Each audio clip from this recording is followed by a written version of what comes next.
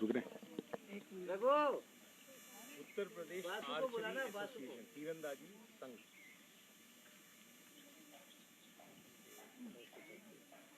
इधर अंधेरा है ना, इधर नहीं, इधर तो फुल लाइट आ रही है, सिर्फ वो लग रहा है। इधर अंधेरा है, देखना भी तो चाहिए ना। नमस्कार, मैं मनोज सिंह, उत्तर प्रदेश आर्चरी एसोसिएशन मथुरा में आप लोगों का स्वागत करता हूं। आज हम लोग मथुरा में हैं, जहां पे आर्चरी एसोसिएशन का एक ट्रेनिंग सेंटर है। अभी हम बच्चों से मिलेंगे कि यहाँ पे किस तरह से ट्रेनिंग दी जाती है और किस तरह के आर्चर यहाँ से इस एकेडमी से निकले हैं आज तक।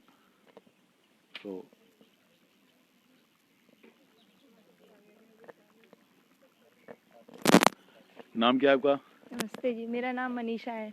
मैं गुरुकुल चोटीपुरा में पढ़ती हूँ। अच्छा। और योगेंद्र सर ने की वजह से हम यहाँ पे आज तीरंदाजी कर रहे हैं, जिसमें हम उनकी वजह से इतना अच्छा कर पा रहे हैं। अभी आप क्या खेली हैं?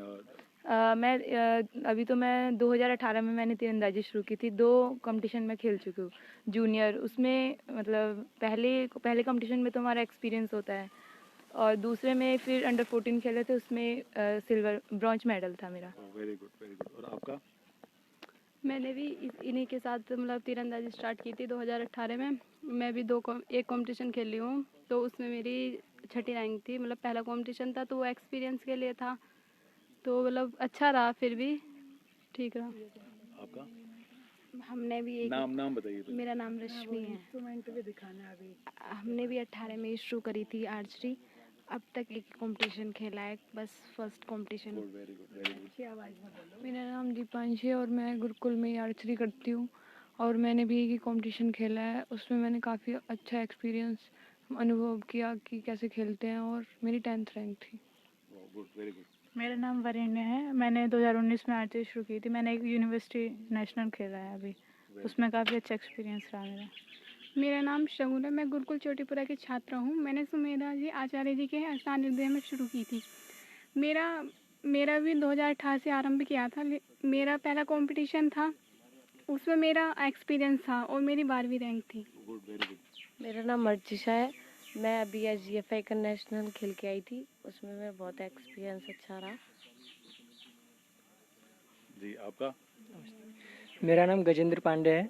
मैं चंदौली डिस्ट्रिक्ट से हूँ, और 2017 में आर्चरी गेम स्टार्ट किया था, जिसमें 2-3 मैच खेला। 2-3 मैचों में जो भी हो कमी, एक्सपीरियंस जो भी वो महसूस किया मैंने, और आगे चल के मैं ये कोशिश करूँगा, जो कि ओलंपिक में कोई गोल्ड मेडल नहीं लाया, मैं ये कोशिश कर रहा हूँ कि जाके आगे ओलंपिक में गोल्ड मेडल के लिए मैं प्रयास कर रहा हूँ। चलिए, बहुत बढ़िया। अब जरा ये दिखाइए, आपके पास जो ये लकड़ी का है, ये लोहे का है, क्या फ़र्क है इन दोनों में? जी, ये इंडियन राउंड है, जो कि डिस्ट्रिक्ट से लेके और नेशनल तक है। हाँ। और ये रहा रिकर्व, जो कि ये डिस्ट्रिक्ट से लेके ओलंपिक तक है। नहीं, ये फिर से बताना आप, ये कहाँ तक है? ये इंडियन राउंड है। इंडियन राउंड है। जी हाँ। तो इंडियन राउंड का और डिस्ट्रिक्ट और ये स्टेट का क्या फ़र्क है? ये इंडियन राउंड है, जैसे बिगनर के लिए बिगनर्स के लिए हम जी बात हाँ, करें तो। ये इससे शुरुआत करते इससे हैं, शुरुआत करते हैं। इंडियन राउंड से ही। ओके। तो ये कितनी दूर तक ये मार जी, देता है? इसका डिस्टेंस है 50 मीटर लास्ट। अच्छा, 50 मीटर से आगे इसका तीर नहीं जाएगा? जाएगा। इसका जो रेंज होता है 50 मीटर है। 50 मीटर है। जी हाँ। Good, good, very good.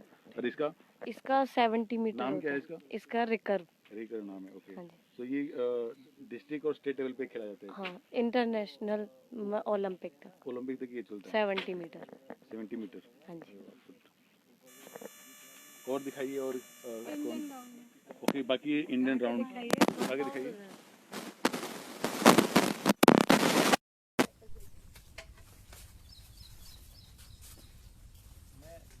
आप सभी लोगों को फॉलो अपना ना एक बार फिर उसका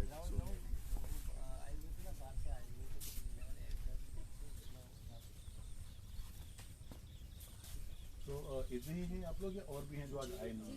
और लोग हैं, वो मतलब जो लोकल ज़्यादा दूर वाले हैं ना, जो शहर वाले, वो बच्चे भी आ नहीं रहे। ओके। क्योंकि सार्वजनिक व्हीकल इनकी आवाज़ नहीं आएगी उनको। तो ये वो है जो हॉस्टल में रहते हैं या आसपास? तो हॉस्टल के बच्चे हैं जो यहाँ पे, और आसपास के जो बच्चे हैं। माइक मुंह के आगे, मनोज माइक मुंह के आगे लगा के। एक बार मैम दिखा दीजिए एक बार हमारे ऑडियंस को इसको। ड्रॉ करके दिखाएं? हाँ, बिल्कुल दिखाना पड़ेगा। एक मिनट। एक मिनट। आप इधर करो। 1 ग्रिप, हुकिंग, ड्रॉ, ड्रॉ।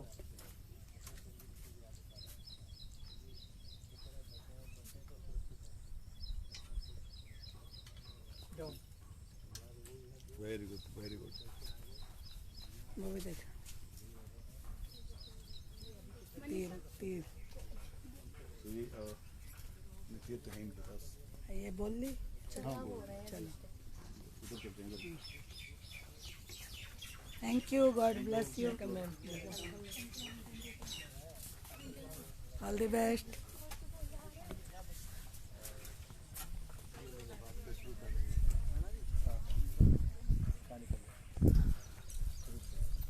जी क्या नाम है आपका?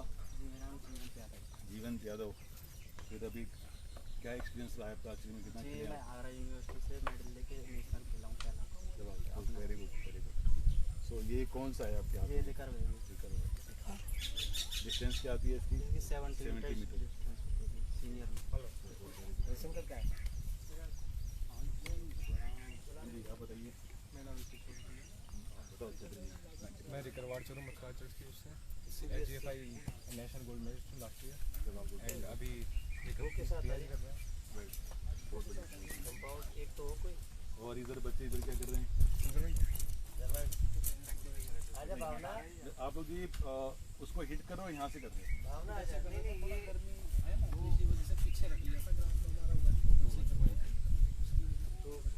अपने मुंह की तरफ भी तो माइक ले जाओ और उनकी तरफ इधर भी। आइए इधर आइए इधर आइए। अब बताइए। नहीं ये तो हिट तो यहाँ से करते हैं 70 मीटर उधर से हो जाता है, इसी वजह से कर पा रहे हैं। थोड़ा गर्मी है पेट भी नीचे से। एक बारी थोड़ा सा दिखाइए हाथ में लेके। शूट करके दोनों तरह के शूट करके दिखाएंगे। हरिशंकर है, हरिशंकर के पास चलो तब तक। कंपाउंड प्लेयर है। ये भावना, ये भी कंपाउंड प्लेयर है। दोनों हमारी स्टेट मेडलिस्ट है। एक बार शूट करके दिखाओगे आप? शूट करके उधर अपने वाले टाइम से दिखा दो। इस पे साइड साइड हो जाएगी। मैम एक बार जूम जूम करिए उधर कैमरे को। यहाँ से 65 होगा, वहाँ नहीं। हाँ 65 होगा यहाँ से। वो 70 है ना तुम्हारा, वहाँ से 70 है ना। हाँ यहाँ 30 पे ले लेना उस साइड से 30 पे ले लेना। इसको ले ले, इस पे अपने वाले पे चला ले। हाँ अभी ये बताओ कि ये क्या कर रहे हैं? ये शूट करने जा रहे हैं, या ये कैसे लोग निशाना लगाते हैं अपने टारगेट पे, बस वो हमें एक बार दिखाना जा रहा है। अच्छा ये भी बताइए कि भगवान राम का आर्चरी का जो धनुष था उससे बिल्कुल अलग किस्म के धनुष है इनके, तो इतना ज्यादा इसमें मॉडर्न वो हो गया है। खेल है भाई ये। उस टाइम धनुर्विद्या हुआ करती थी तो ज्यादा साइंटिफिक थे उस उस टाइम तो लड़ाइयाँ होती थी। मैम इधर आ जाइए, वहाँ हिट करेंगे आप। टारगेट वहाँ करिए, बार इनको दिखा के आप टारगेट लगाओ, जब कहेंगे तब छोड़ना, ठीक है? तो मैम आप इस वाले पे ना मैम, इधर इधर कैमरा इधर करिए। हाँ हाँ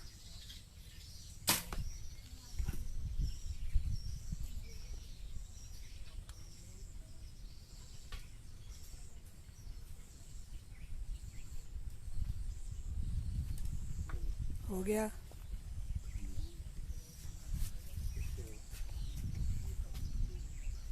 चलो अब उनके पास चलते हैं। सुमित जी रिकर चला आगे से दिखा दो।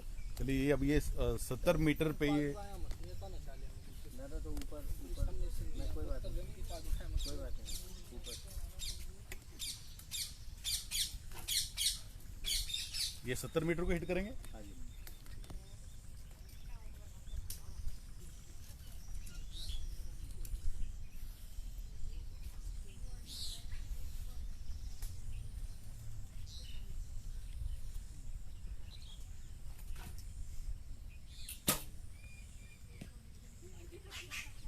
सेंटर है बिल्कुल।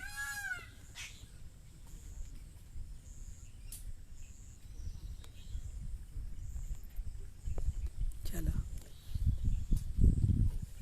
बहुत बढ़िया बहुत बढ़िया। कितने दिन हो गए इनको प्रैक्टिस करते हुए? मैं तो 2011 में स्टार्ट किया था आर्चरी गुरुकुल प्रभात आश्रम से। अच्छा अभी रेलवे में जॉब कर रहा हूँ उधर ही।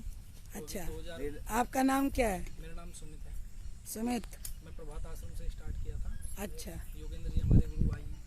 अच्छा पापा से भी चल रहा है, देखते हैं। ओलंपिक के लिए भी तैयारी चल रही है। बहुत बढ़िया, ऑल द बेस्ट। प्रैक्टिस के लिए मथुरा में थोड़ा सा कोविड-19 की वजह से जो रुका हुआ है, सब जगह प्रैक्टिस स्टेडियम वगैरह कहीं खुल नहीं रहे, तो इसीलिए यहाँ पे आए हैं प्रैक्टिस। बहुत बढ़िया बहुत बढ़िया। चलिए अब गुरु जी के पास चलते हैं। अब गुरुजी के पास हम आ गए। हाँ तो गुरुजी आइए आप जरा। नहीं उधर उस तरफ। ये पर्स वगैरह इधर रख दो चाहे, या खड़े होके बात करनी है तो खड़े होके, हाँ खड़े होके करना। आप जब ये माइक अपनी तरफ ले जाना तो अब माइक में आप बोलें फिर उधर ले जाएं।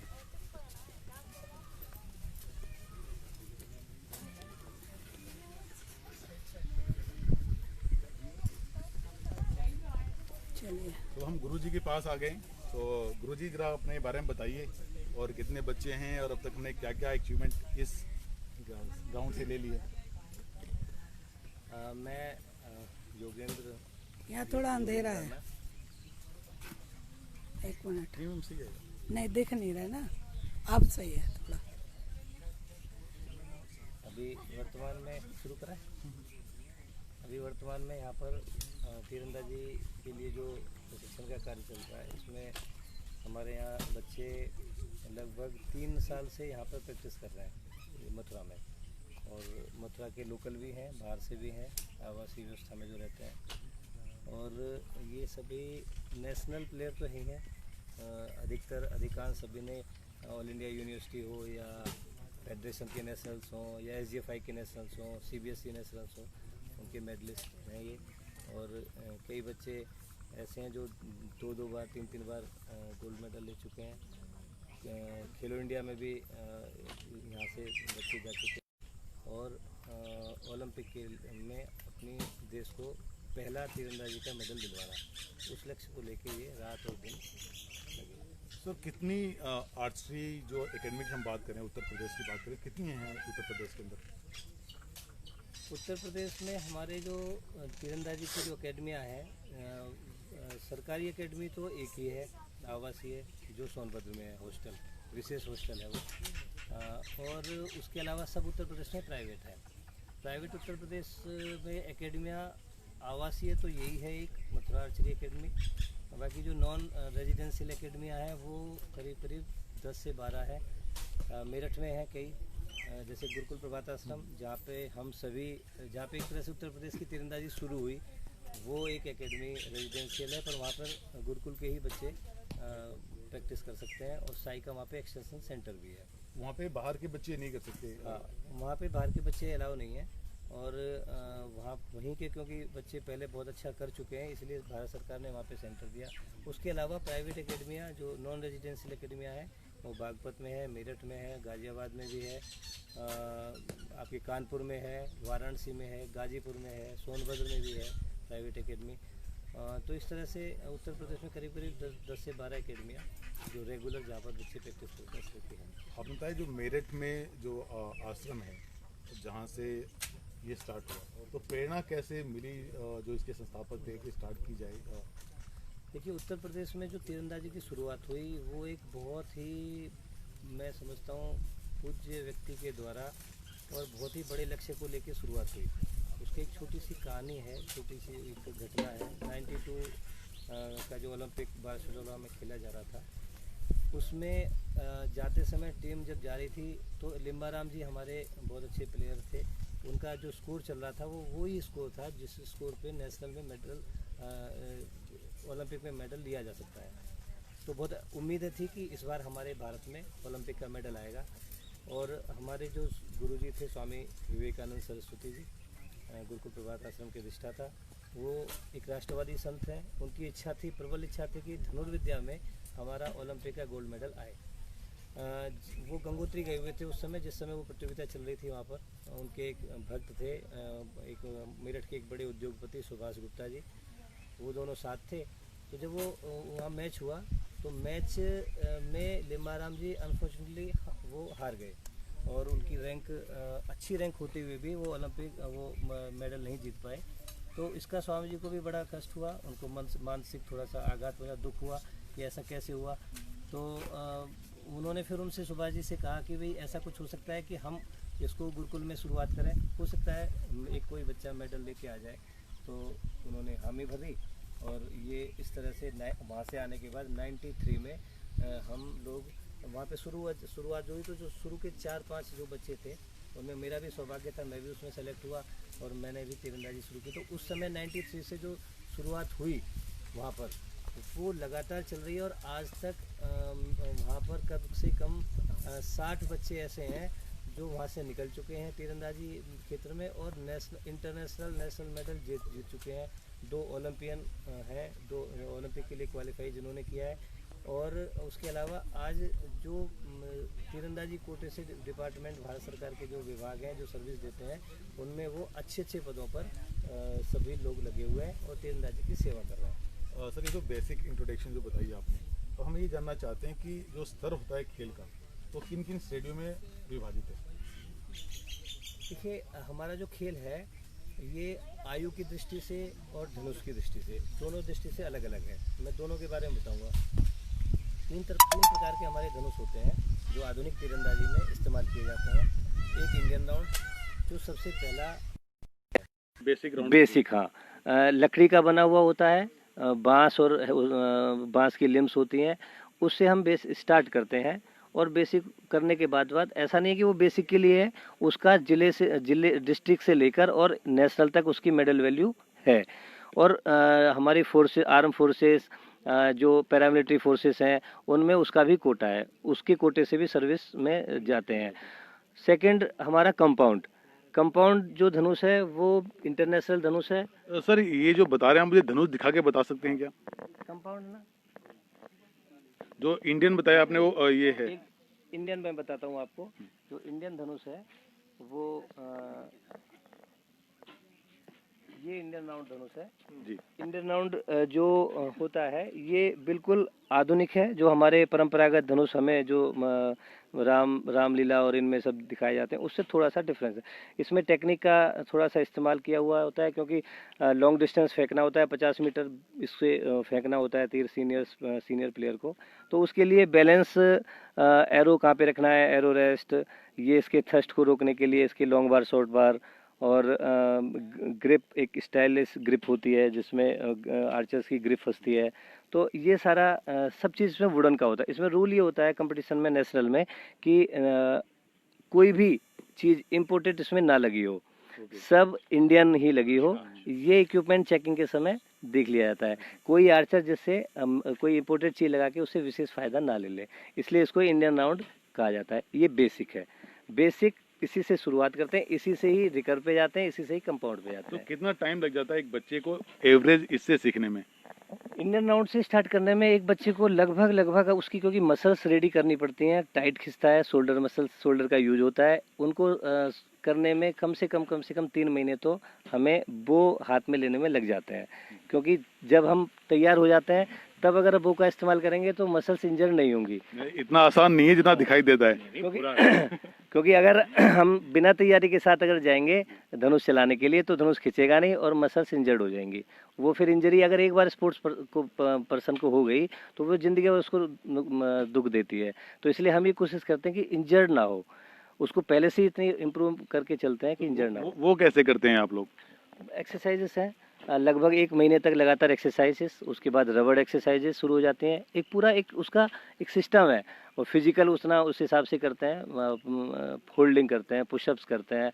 तो जिससे उसको 1.5 से 2 महीने में हम आर्चर्स को तैयार कर लेते हैं, उसकी मसल्स को, कि वो धनुष को खींचने लायक बन जाए।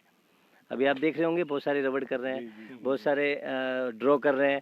जिनकी रबड़ कंप्लीट हो गई वो ड्रॉ पे आ गए, जिनका ड्रॉ कंप्लीट हो गया वो एरो होल्ड करके, एरो हिले ना, फ्रीज हो जाए एंकर पे, उस पे आ जाएगी। फिर उसको 5 मीटर पे कुछ कर रहे हैं, कुछ 30 मीटर पे कर रहे हैं। ऐसे ऐसे करके स्टेप बाय स्टेप जब जाते हैं तो वो प्लेयर फिर आगे जाता है और उसकी परफॉर्मेंस बहुत अच्छी होती है। वो पहले साल में ही नेशनल मेडल जीतने की क्षमता में आ जाता है। जब ये आप एडमिशन लेते हैं बच्चों का यहाँ पे, कंपाउंड देना, और जब एडमिशन लेते हैं बच्चों का यहाँ पे, तो उनकी फिजिकल स्ट्रेंथ में आप लोग क्या क्या चीज़ों का ध्यान रखते हैं?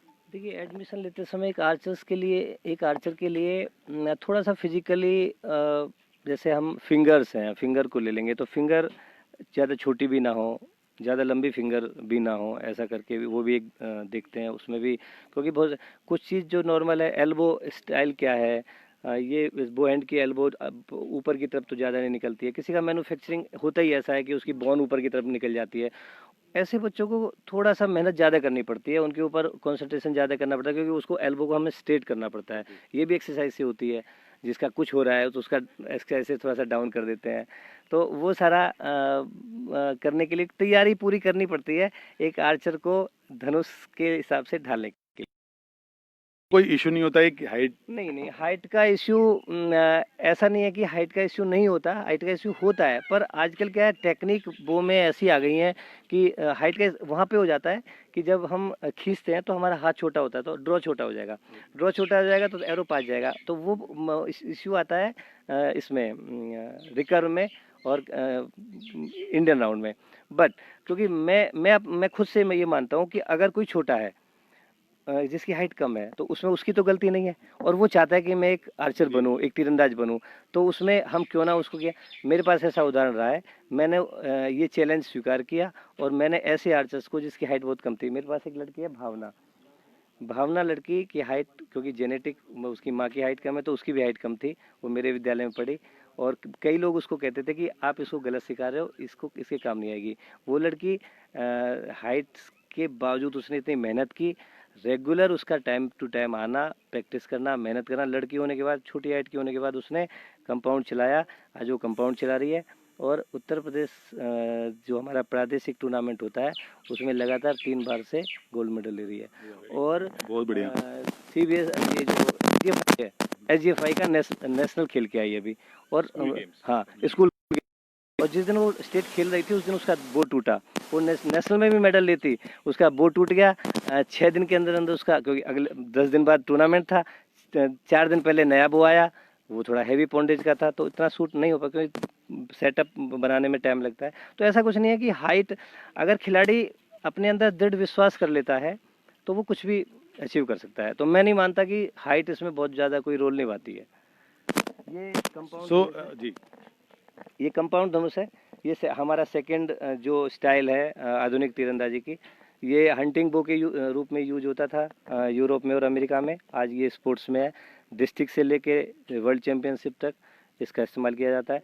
थोड़ा सा टेक्निकल इसकी कॉस्ट जो एडवांस जो बो है, मतलब बिगनर बो आ जाता है करीब 80,000 का, और 80,000 से 1 लाख, और जो एडवांस बो है वो लगभग 3 लाख, मतलब 1 लाख से लेके 3 लाख तक, 3.5 लाख तक का धनुष ये पड़ता है। नहीं, ये मेड इन USA है। हाँ, कंपाउंड धनुष ज़्यादातर USA में ही बनते हैं। ये व्हाइट कंपनी है, बहुत फेमस तीरंदाज धनुष बनाने की कंपनी है। ये रिकर और कंपाउंड दोनों USA की कंपनी व्हाइट ये बनाती है। इसके जो चलाने वाले होते हैं वो अगर छोटी हाइट के भी हैं तो भी चला सकते हैं, लॉन्ग हाइट के हैं तो भी चला सकते हैं। इसमें क्योंकि ड्रॉ लेंथ का वो रहता है, और मैंने बताया ना कि वो लड़की है, मिनिमम जो ये कंपनी निकालती है, ये कंपनी तो उसका है 21 ड्रॉ लेंथ, और ये कंपनी निकालती है मिनिमम 24 ड्रॉ लेंथ। अभी उसका नया एक निकाला 22 ड्रॉ लेंथ का, उसमें ग्रिप व्रिप सेट करके हमने उसको इम्प्रूव किया, यानी कि पर किया उसने, बहुत अच्छा स्कोर मार रही है और इस बार नेशनल मेडल जीतेगी। तो ये धनुष इसमें लेंस का उपयोग होता है, थोड़ा सा टेक्निकल है, मैंने बताया। ये इसमें लॉन्चर होता है, इस पर एरो रखा जाता है, एक लेंस ये है, एक लेंस ये है, फिर हमारा आई, तो ये तीनों और एक टारगेट, चारों चीज़ जब एक लाइन में आ जाएंगे तो इसको शूट करते हैं। इसकी डिस्टेंस 50 मीटर होती है। ये सबसे लेटेस्ट है बात करें तो? हाँ, ये जो बो है ये लेटेस्ट बो है, और व्हाइट कंपनी का ये अभी जो, वैसे तो मॉडल बदलते रहते हैं पर है सब कुछ वही सब चीज़। अभी लेटेस्ट जो व्हाइट ने निकाला है प्रोकॉम सीरीज जो निकाला है वो भी हमारे यहाँ पे है एकेडमी में। रिकर्व दिखाना, ये रिकर्व है, ये डिस्ट्रिक्ट से ओलंपिक तक है। इसमें ओलंपिक में क्यों है, क्योंकि ये पहले से है ओलंपिक में, शुरू से ही ओलंपिक में तीरंदाजी है, तो इसमें थोड़ा सा इक्विपमेंट से प्लेयर को कोई हेल्प नहीं मिलती है। वो सिंपल टारगेट जो एम लेने वाली पिन है वो सिंपल है, एक डॉट लगा हुआ है, और जब शोल्डर से खींचेगा तो आर्चर को पूरा फ्लो, मतलब जो पावर है वो अपने शोल्डर पे ही मेंटेन करनी पड़ती है। एक्चुअल में देखा जाए तो स्ट्रेंथ पूरी इसमें हाँ, जी, इसमें आर्चर की पूरी मेहनत और पूरा उसका वो लगता है, दमखम लगता है, और इसका डिस्टेंस होता है 70 मीटर। तभी ओलंपिक में ही है। तभी ओलंपिक में, क्योंकि ओलंपिक में जो गेम होते हैं वो प्लेयर के अपने बेस के ऊपर होते हैं, ना कि इक्विपमेंट बेस में ज़्यादा हो। तो इस तरह से हमारे ये 3 धनुष यूज होते हैं, और 3 धनुष में जो कैटेगरियाँ होती हैं, एज कैटेगरी अंडर 9, एक अंडर 14 कैटेगरी मिनी सब जूनियर, एक सब जूनियर अंडर 17 कैटेगरी, एक जूनियर अंडर 21 और 21 से ऊपर सीनियर। तो ये साइज भी उसके अकॉर्डिंग आता होगा। हाँ, प्लेयर के हम लोगों को ये ध्यान देना पड़ता है कि जो प्लेयर है, प्लेयर की शारीरिक क्षमता कितनी है, उसकी हाइट के हिसाब से ड्रॉ लेंथ कितनी है, इसको मेजर करते हुए हमको धनुष उसी हिसाब से मंगाने होते हैं, ऑर्डर करने होते हैं कि इतने साइज़ की इतनी लिम्स या इतनी पॉन्डेज की इस साइज़ की लिम्स। तो वो क्या है, क्योंकि जब तक हम एक एक चीज़ बहुत मैटर करती है। जैसे धनुष आ गया, धनुष खींच रहे हैं, अब उसमें तीर किस नंबर का चलेगा, वो फ्लाइट मतलब हैवी तो नहीं हो जाएगा, लाइट तो नहीं हो जाएगा, सारा मेजरमेंट ट्यूनिंग करनी होती है। बिल्कुल परफेक्ट ट्यूनिंग जब होती है तब हम 70 मीटर मार रहे हैं, तब वो जाके 10 में लगता है। यहाँ पे हवा भी चल रही है, तो ये हवा का भी फर्क पड़ता होगा। हाँ, हवा का फ़र्क पड़ता है। आर्चरी में हवा का बहुत बड़ा रोल है और हवा में प्रैक्टिस करने का बहुत बड़ा बेनिफिट है। मथुरा की ज़मीन पे हवा बहुत चलती है, यहाँ पे 4 महीने हवा नहीं चलती, बाकी टाइम हवा चलती है, तो इसका बेनिफिट ये लोग लेते हैं। और हवा बहुत तेज़ चलती है तो कुछ भी तेज़ नहीं है, क्योंकि जब हमारा टूर्नामेंट हो रहा होता है, ओपन गेम है, तो ओपन गेम में क्या होता है कि अगर बारिश भी, एक बार विशल हो गई, कंपटीशन स्टार्ट हो गया, अगर बारिश भी हो तो भी वो चलेगा, हवा चल रही है, आंधी आई तो भी चलेगा, उसमें कोई, तो प्लेयर को हर माहौल में, हर मौसम में अभ्यास करना चाहिए। ओपन अगर हम गेम खेल रहे हैं तो वो यहाँ पे करते हैं। ये ओपन भी होता है या क्लोज्ड भी है इसका कुछ? दोनों तरह से होता है। अभी इंडोर भी होने लगा है, इंडोर आर्चरी भी होने लगी है। बाकी जो मुख्य रूप से जो तीरंदाजी है, वर्ल्ड आर्चरी जो कराता है मुख्य रूप से, वो ओपन है। अब जाके हमारे यहाँ तो अभी नहीं हुआ है, एक आधी टूर्नामेंट शायद कलकत्ता में हुआ था, राहुल बनर्जी हैं हमारे पुराने तीरंदाज साथी हैं, उन्होंने कराया था। उसके अलावा और यहाँ मैं समझता हूँ अपने इंडिया में वर्ल्ड कप में सब जगह। हमारे साथ विजय तिवारी सर भी मौजूद हैं। सर, आप क्या कुछ कहना चाहेंगे, कुछ पूछना चाहेंगे गुरु जी से? देखिए, ऐसा है, राणा जी ने हमें यहाँ बुलाया और उत्तर प्रदेश आर्चरी एसोसिएशन के साथ Ayodhya archery association, district archery association को जोड़ा इन्होंने क्योंकि हमारा तो टारगेट है अयोध्या का जो 125 किलोमीटर रेडियस है, उसमें लगभग 15 जिले आ रहे हैं। तो हम 15 जिलों में आर्चरी को कैसे प्रमोट कर सकते हैं, इस पे अपन काम करने वाले हैं और राणा जी के और इनकी पूरी टीम के मार्गदर्शन में करेंगे। हमारा तो अभी सबसे पहले हम लोग ये देखने आए कि कितना फील्ड चाहिए वहाँ पे, कितना मिनिमम इक्विपमेंट एक एकेडमी को चाहिए, कहाँ से वो आएगा, और दूसरा क्या क्या रूल्स एंड रेगुलेशंस हैं, कैसे उन एकेडमीज़ के हम ट्रेनर्स तैयार करेंगे। क्योंकि मेन चीज़ है कि एक राणा जी जैसा व्यक्ति हर एकेडमी में खड़ा होगा तब ये बच्चे आएंगे, ठीक है। क्योंकि अब इनका तो एक डेडिकेशन है, क्योंकि ये गुरुकुल में पढ़े, फिर ये नेशनल्स भी खेले और एक डेडिकेशन से इन्होंने जो है इतनी बड़ी एकेडमी क्रिएट की। क्योंकि स्पोर्ट्स जो है बड़ा डेडिकेटेड चीज़ है, इतनी आसानी से नहीं होता है। कि मैं खुद जूडो का नेशनल प्लेयर रहा हूँ और फेडरेशन को भी हमने अलग देखा, मल्होत्रा जी के साथ अपना बड़ा अच्छा संबंध रहा दिल्ली में, क्योंकि वो आर्चरी एसोसिएशन को उन्होंने एक अलग जो मुकाम दिया, वो उसमें विजय कुमार मल्होत्रा जी का बड़ा इम्पोर्टेंट रोल रहा। क्योंकि रेलवेज़ में, मिलिट्री में, पैरामिलिट्री में, सब जगह उसको इन्वॉल्व करना, क्योंकि मेन चीज़ है कि आर्चर करेगा क्या। तो आर्चर पहले स्टेट और नेशनल जब रिप्रेजेंट करता है, इंटरनेशनल अगर करता है, तो उसको एक जॉब की सिक्योरिटीज़ भी चाहिए होती हैं। इसमें उन्होंने बहुत काम किया, क्योंकि वो ऑल इंडिया स्पोर्ट्स काउंसिल के नहीं ऑल इंडिया स्पोर्ट्स काउंसिल था ना, उसके चेयरमैन रहे और काफ़ी वर्ष रहे। तो उस पीरियड में उन्होंने जो है स्पोर्ट्स को, आर्चरी को तो क्योंकि उसके अध्यक्ष रहे, और स्पोर्ट्स को उन्होंने बहुत बढ़ावा दिया। और अभी प्रदेश में हमारे अवनीश अवस्थी जी इसके अध्यक्ष हैं। अपन लखनऊ चलेंगे तो उनसे मुलाकात भी करेंगे, क्योंकि तो इसीलिए हम आज स्पेशली आपसे मिलने आए हैं। प्लस क्योंकि प्रैक्टिकल इसको देखना ज़रूरी है, हम लोगों को भी फील आए हैं कि ये आर्चरी ऐसे नहीं समझ लो हवा में हो रही है कहीं पे, ठीक है। तो इसको अपन डेवलप करेंगे मिल करके। सो आज हम लोग मथुरा में हैं, आज डिस्ट्रिक्ट आर्चरी एसोसिएशन मथुरा में, और देखिए काफ़ी लड़के लड़के यहाँ पे प्रैक्टिस कर रहे हैं। काफ़ी बच्चों ने यहाँ पे स्कूल से लेकर नेशनल लेवल तक खेला हुआ है, काफ़ी गोल्ड मेडल जीते हुए हैं बच्चों ने। और सो एक बार थोड़ा सा पास तक ग्राउंड देख लीजिए, काफ़ी ब्यूटीफुल ग्राउंड है। बिल्कुल इंटीरियर इलाका है, एरिया है, दूर दूर तक गांव ही हैं। शहर से लगभग 10-12 किलोमीटर दूर ये जगह है मथुरा डिस्ट्रिक्ट से, और काफ़ी ब्यूटीफुल जगह है। यहाँ पे हरियाली काफ़ी है, ग्रीनरी काफ़ी है, खेती ज़्यादा हो रही है।